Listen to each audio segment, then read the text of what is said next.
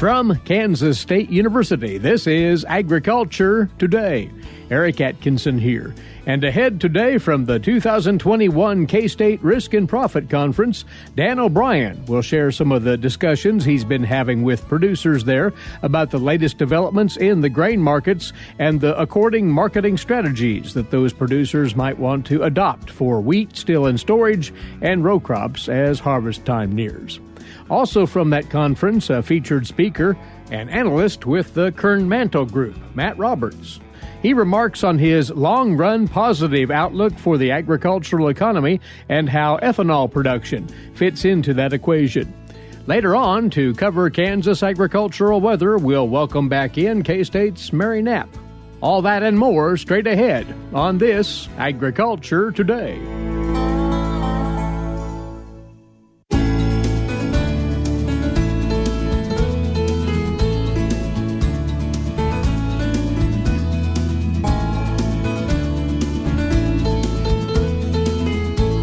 We're glad to have you tuned in once more for another Agriculture Today on the K-State Radio Network.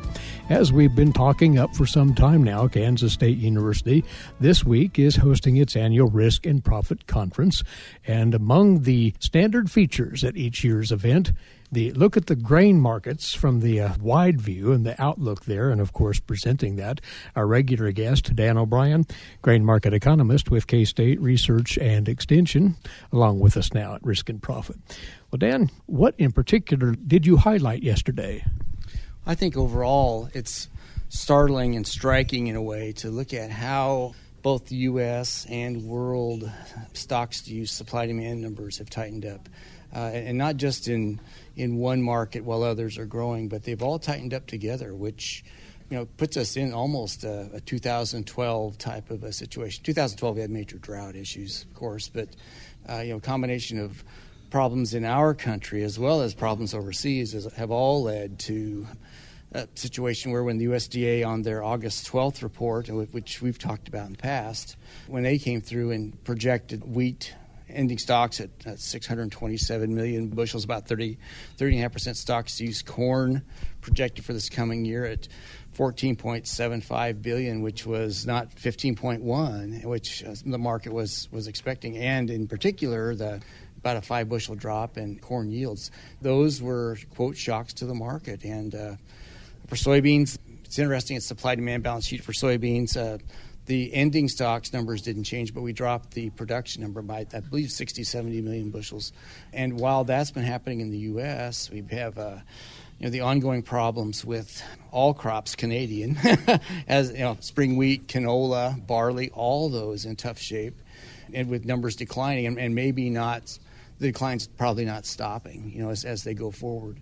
So that was at issue. And the second, you add that with you can't say it's a failure, but surely the precipitous decline in the late season second crop corn Brazilian production, and then you have big issues. It's interesting. We kind of take a look at the most important things happening internationally that could affect U.S. markets.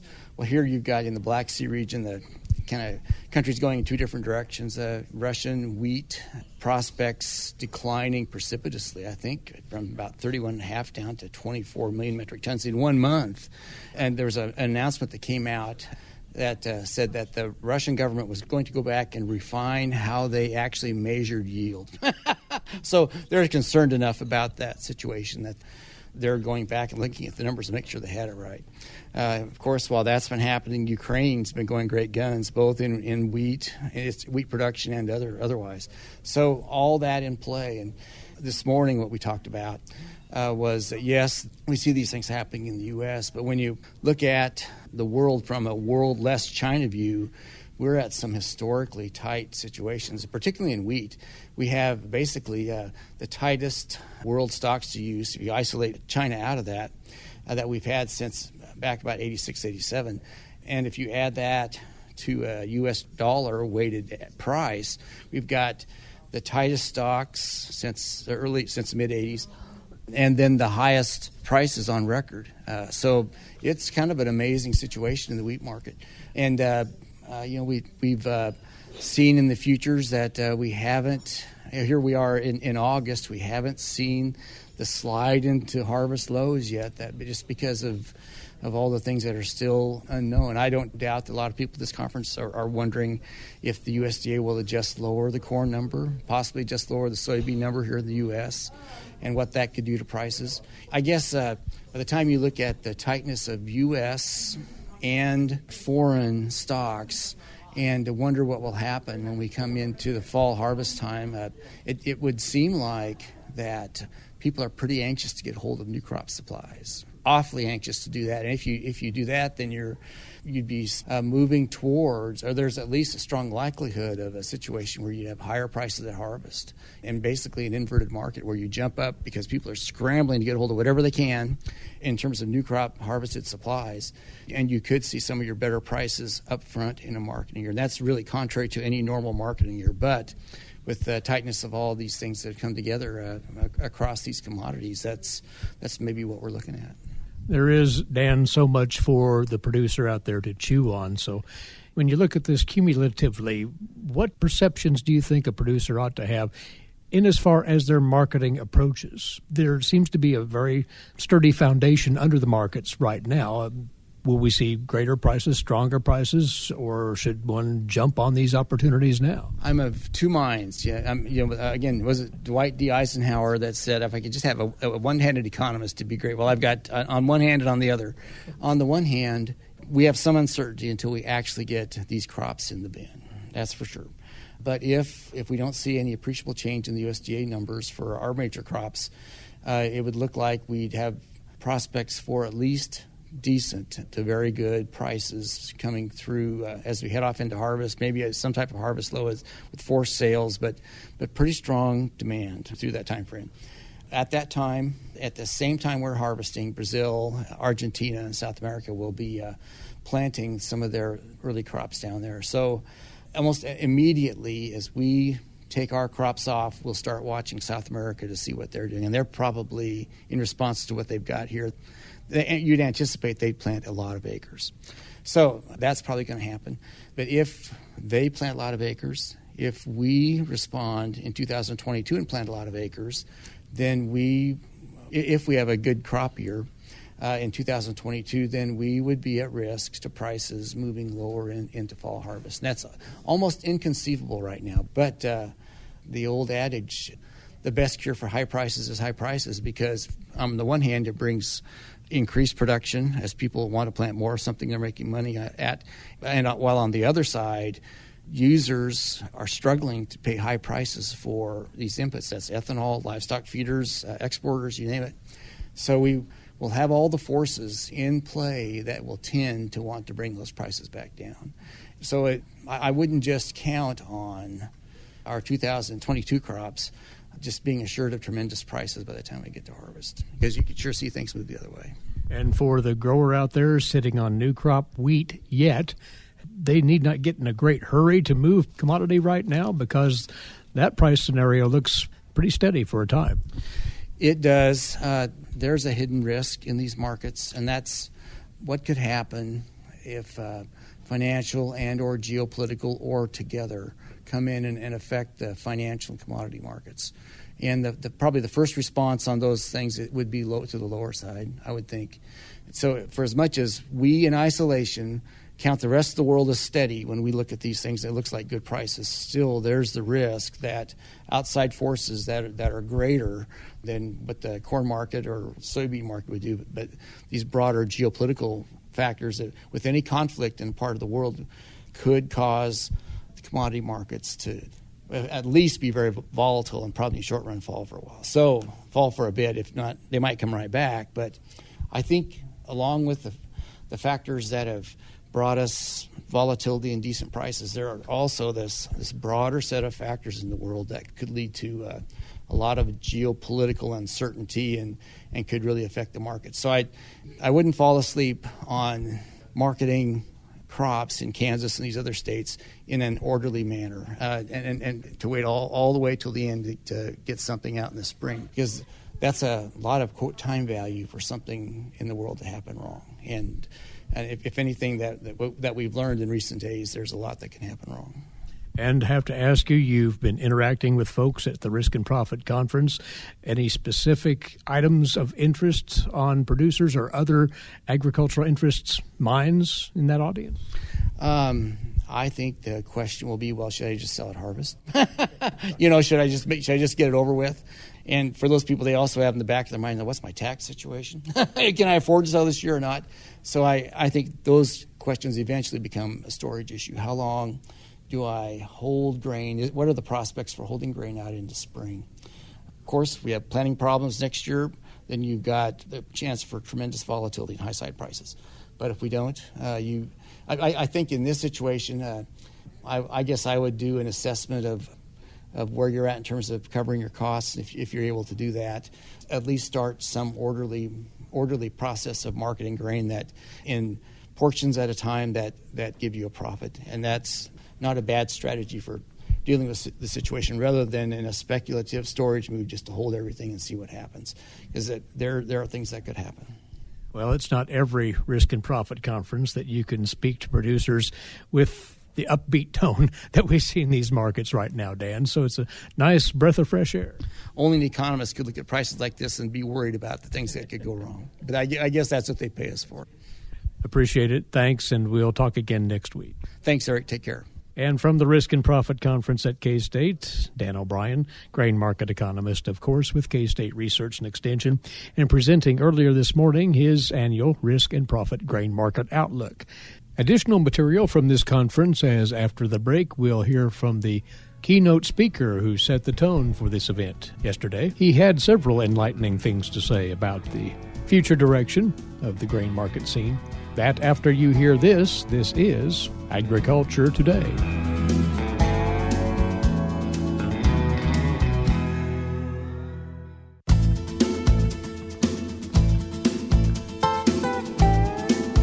Welcome back. You're listening to Agriculture Today. As promised, sharing some thoughts from the featured guest at the Risk and Profit Conference opening session here at Kansas State University yesterday. And he was invited to talk about, well, the stated title was Grains and Ethanol over the next 10 years, but his presentation did branch out even a little further than that, and we want to get some summary thoughts from him. Matt Roberts is with the Kernmantle Group, an advisory and analyst group, and formerly a professor at Ohio State University as an agricultural economist. Matt, thanks for joining us briefly here.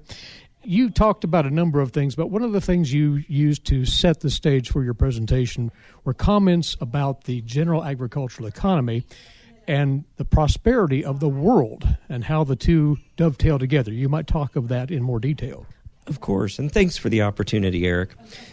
One of the most profound forces in the world today, and particularly in agriculture, is the fact that over the last 40 years, the way in which wealth has exploded, almost every measure of human prosperity has just gone off the charts from 1980 to the present. So the one I like to cite that's kind of my quick to cite is extreme poverty has gone from 44% of global population to about 10% during that time period. The number of people in extreme poverty has gone from 2.1 billion to about 750 million. So it's declined by 2/3 in just the last 40 years. And the number of people living above that and way above that has skyrocketed. And the reason that matters for agriculture is because wealthier people eat better. And so almost everything we currently deal with in agriculture, except the weather, is driven by this wealth. But you said folks around the world are eating or wanting to eat better. Not necessarily more, but better. And that comes into how agriculture responds, doesn't it? It does. We've heard forever that rich people eat more. And there's truth in that. But beyond some people, heck, look around in America, more is not what we need. But what we do want is better. We go to better cuts of beef. We go to steak, or even the better steaks, the Chateaubriand, or we wrap it with bacon, or whatever it is, we go to better, more tender chicken, better fish, rarer fish.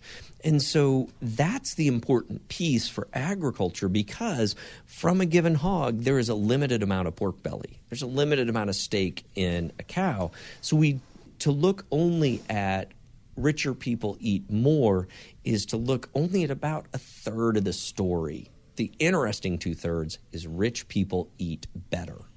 Those were the macroeconomic comments concerning agriculture.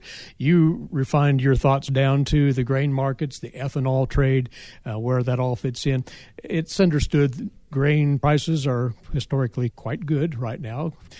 How does ethanol contribute to that particular prosperity? Well, as we talk about that demand, and this is, I think, one of the interesting things.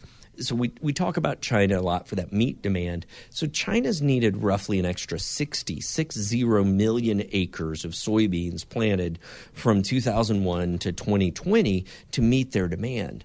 When we look at the U.S. ethanol industry, it's required roughly an extra 20 million acres. So the first thing to point out, for as large and as important as we know that the ethanol industry is in the United States, that Chinese market is 3 times more important to the prices and the overall supply-demand situation we have. And there's a lot more demand out there that I'm not capturing in just that simple thing.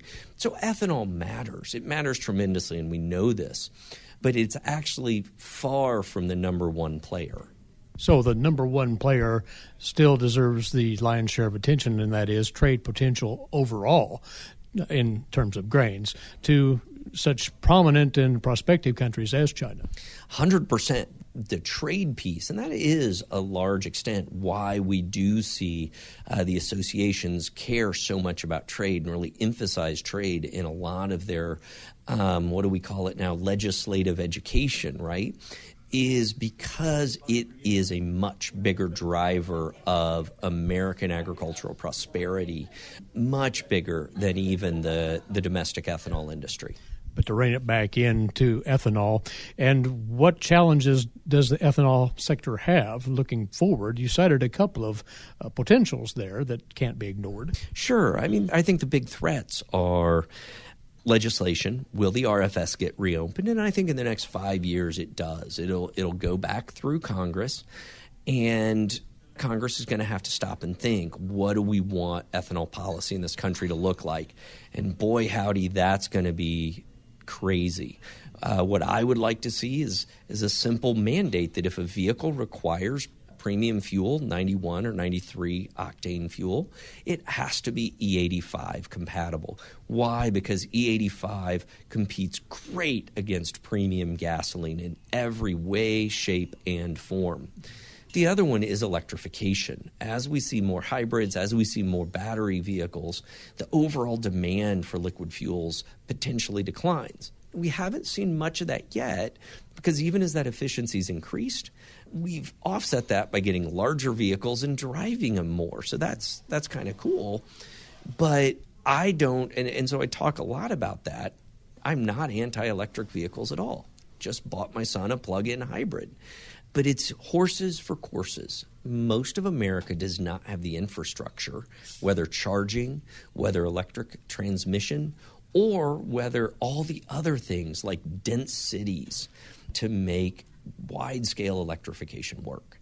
And that's why even though 2% of new vehicles sold in America are electric for the past 5 years, the total market share is only 0.5%. And I haven't looked for a long time, but I'm certain if you looked at households that only have electric vehicles, it would be a vanishingly small percentage. Instead, they're almost all second and third vehicles. And for all the statements and, rhetoric about going to an all-electric fleet by whatever year you want to choose, it's your belief that that likely won't happen in total, that we will possibly lean more toward hybrid vehicles. Exactly. And I mean, we just heard the Biden administration talk about all electrified vehicles by 2030 or whatever it is. But I think when you really dig down, would it surprise me that every vehicle sold in 2030 is some sort of a hybrid? I wouldn't be surprised at all because there are some benefits. And even, I think it's maybe the Ford truck is a hybrid and you can use it to run your power tools off of. And so, so if you're a contractor, that's kind of cool. It's a built-in generator. I've seen people run their fridges off of hybrid cars when there's a blackout. So there's some cool features here. But to go purely electric, how does that work? I grew up in a small town in Missouri. How does that work if you're in Colby, Kansas, or you're a farmer and you've got fields that are dispersed? It simply doesn't work. Even things like road trips. If you read, there's lots of articles out there where people, just to see what it'd be like, take a road trip in a Tesla. Teslas have the best range. They are really the best of the best in electric vehicles. They have the best charging network, et cetera, et cetera. It looks very, very different than the road trips we grew up with as kids in the back of mom and dad's station wagon, as far as how far you drive and charging and all of this. So I think we're a long ways away from that. And by a long ways, I do mean 20 years, 30 years, 40 years away before that's even possible. But yes, I do think hybridization will be more and more common. And then that said, the outlook for ethanol production, biofuels overall, remains firm, it sounds. I believe so. And obviously, if we go back and we look 10 years ago and think about the world we saw 10 years or 20 years ago, go back to 2001, think about the world of ag, and then skip to now, radically different. And so I think talking about what 2041 looks like is always a little dangerous.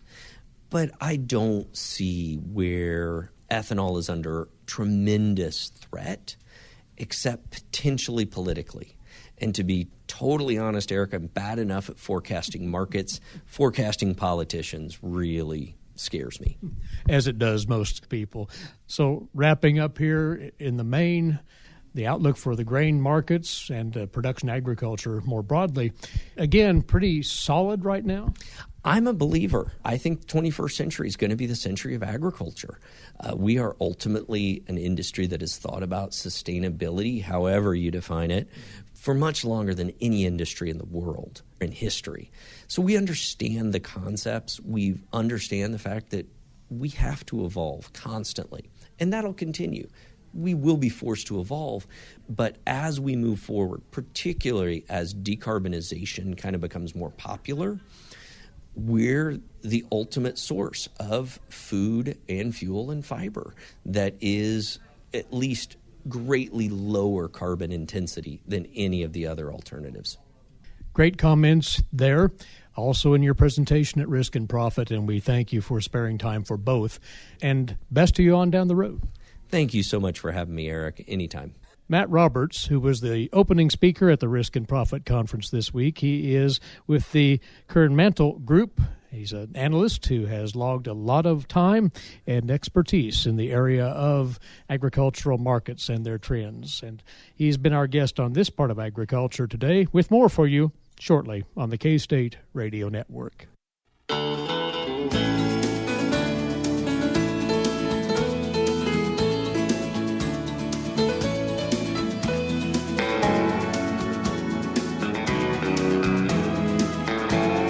You are listening to Agriculture Today, coming to you from the campus of Kansas State University. Eric Atkinson here, and today's agricultural news headlines are coming your way now, courtesy in part of DTN. The president of the American Coalition for Ethanol Board of Directors, Dave Sovereign, made the case yesterday that ethanol producers and others need to help consumers look behind the curtain, as he put it, when it comes to electric vehicles. Sovereign is a farmer from Iowa, chairman of Golden Grain Energy in Mason City, and said that everyone wants the clean green car, as he put it, but sometimes people aren't seeing that a large portion of electricity is being generated by coal. Those among his comments at the coalition's annual meeting yesterday in Minneapolis. Now, the CEO of the coalition, Brian Jennings, said to increase demand, the ethanol industry must accelerate efforts to make ethanol part of the climate solution to policymakers and to consumers.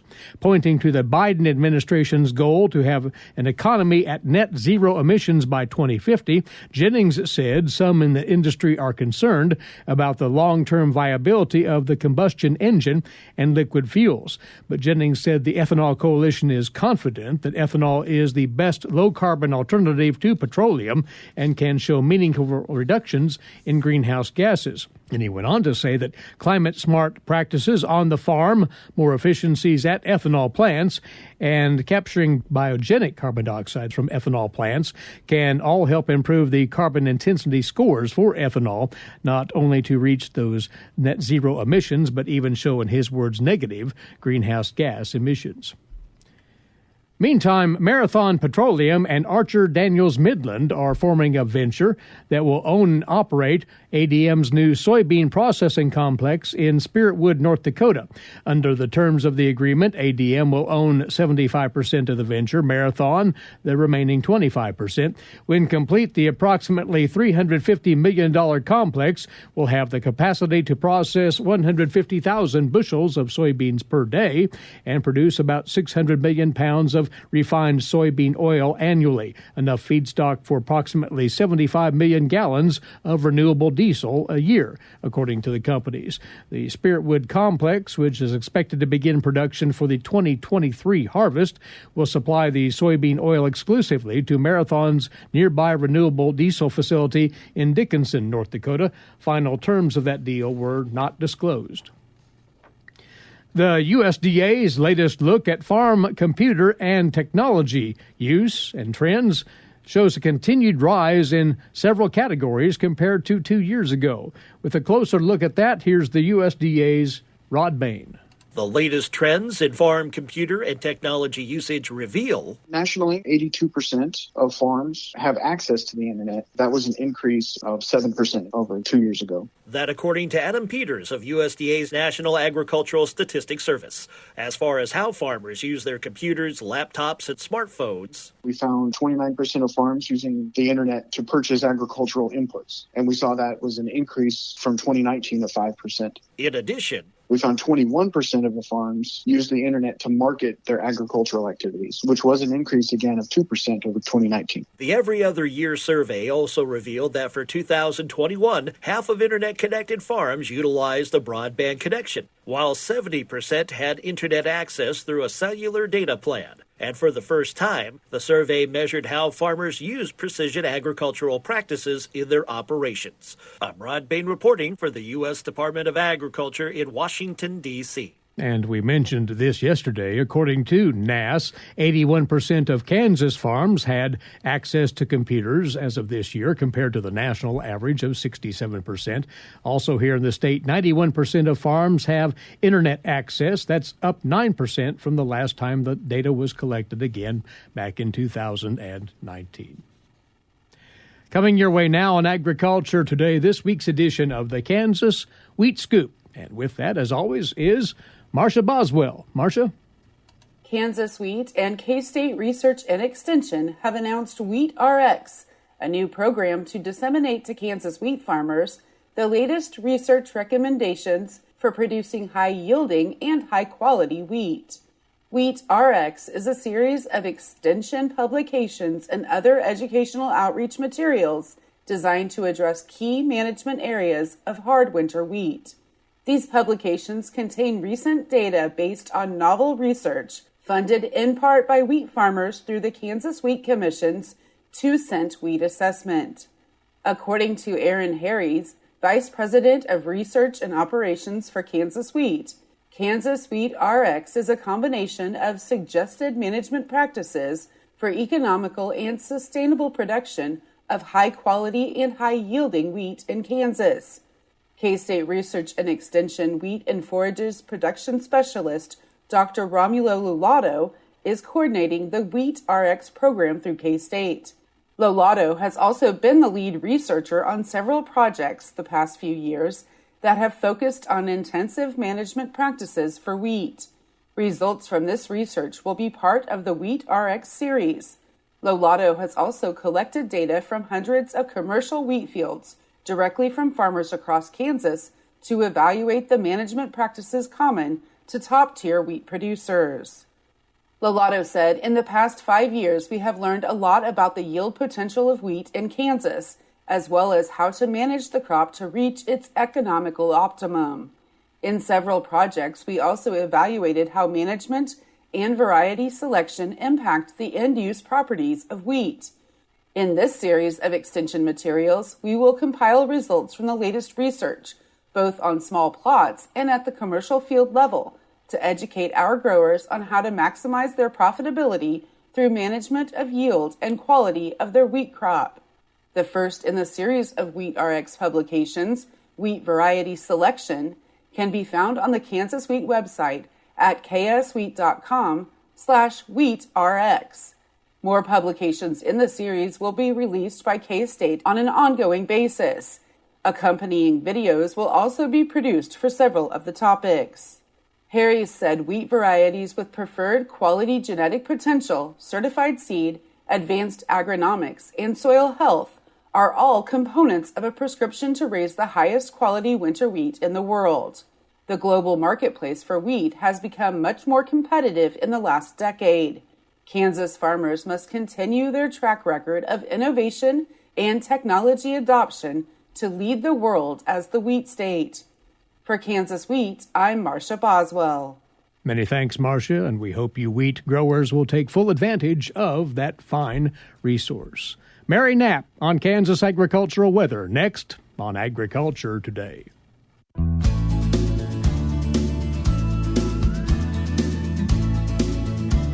Now for you on Agriculture Today, getting you caught up on Kansas agricultural weather and the latest out of the Weather Data Library here at K-State. Aboard once more is Research and Extension climatologist Mary Knapp to tell us about, Mary, the shifting sands of the latest drought monitor. Drought is moving around, you say. Yes, we basically were shifting which areas were in or out of drought. The northeast corner of the state caught some very beneficial rains, and we managed to erase the D0 or abnormally dry conditions in that region. Unfortunately, the eastern edges of that drought that has persisted in the center part of the state expanded a little bit. So we have a little bit more in north central, central, and south central Kansas on the eastern side of those regions. We also had abnormally dry conditions enter in the southeast for the first time this summer in the Cherokee County region. But that was as of Tuesday, and we have seen some additional rains, particularly in that Cherokee County area. They've enjoyed about 1.5 inches across the region, so that has helped and is likely to change the profile yet again as we go into next week's drought monitor. Large parts of western Kansas, though, are still wanting. Right. They did see some moisture, but it's been disappointing amounts. We're looking at overnight in the northwest, somewhere between 0.15 and 1/4 of an inch.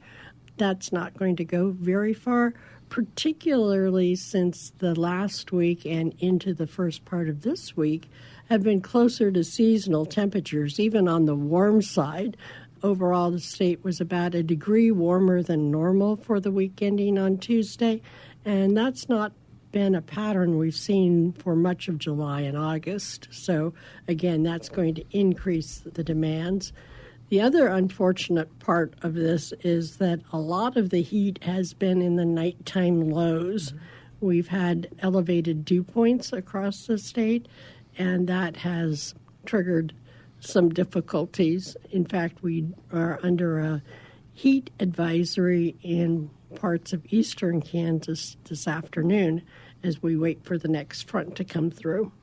Now, there's a front moving through Kansas today, and with moisture pumping in from down south with these winds of late, that's lending to the prospect of some rain, isn't it? Yes, so we do have a fair chance of rain tonight and into the morning.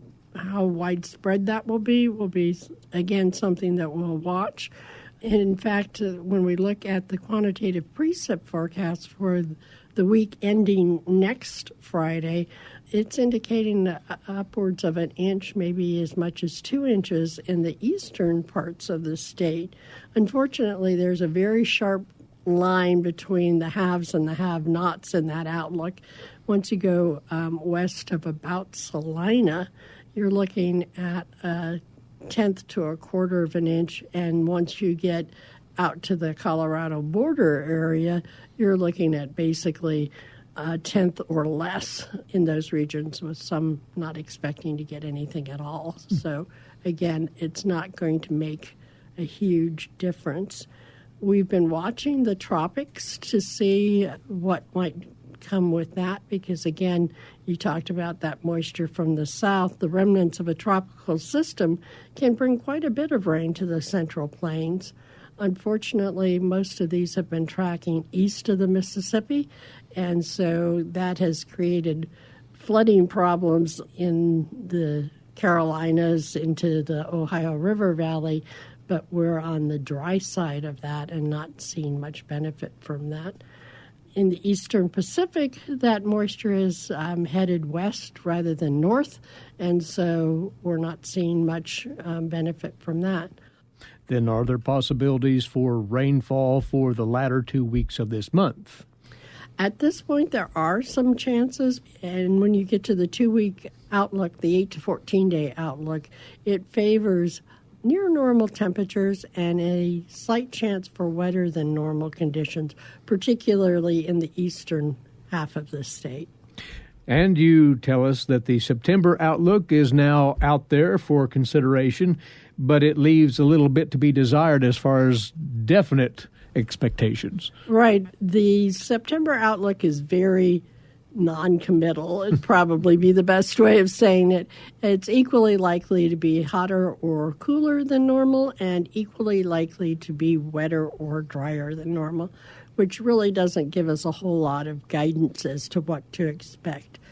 Part of the problem is that the confidence in those fall forecasts are increased if there's a strong ENSO signal, that is either a La Nina or an El Nino.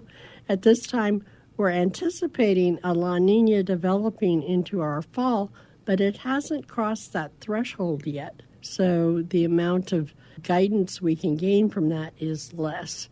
The other factor is that, of course, we are looking at the tropics, and we're not really getting a whole lot of definition on where the tracks of those storms will be. They're expecting an active fall season in the tropics, but is it going to cross the Caribbean and land in Mexico? Is it going to go up the East Coast, or is it going to see more activity in the Caribbean, in the Gulf of Mexico?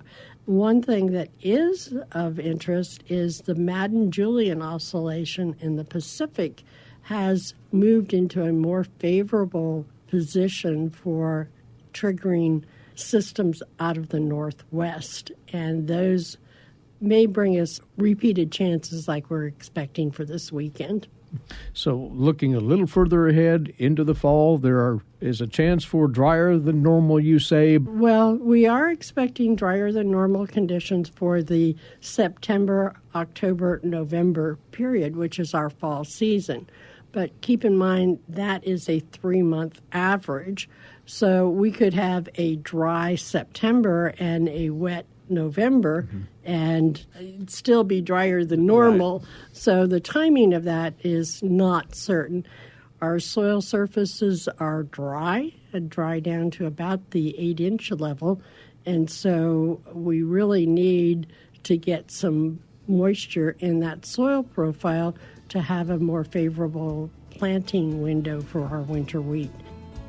Mary, thank you. Enjoy your weekend as always. Thanks, Eric. She's along with us each Friday to talk Kansas agricultural weather. Climatologist Mary Knapp, K-State Research and Extension. Thanks for tuning in, and a good weekend to you. Eric Atkinson here for Agriculture Today over the K-State Radio Network.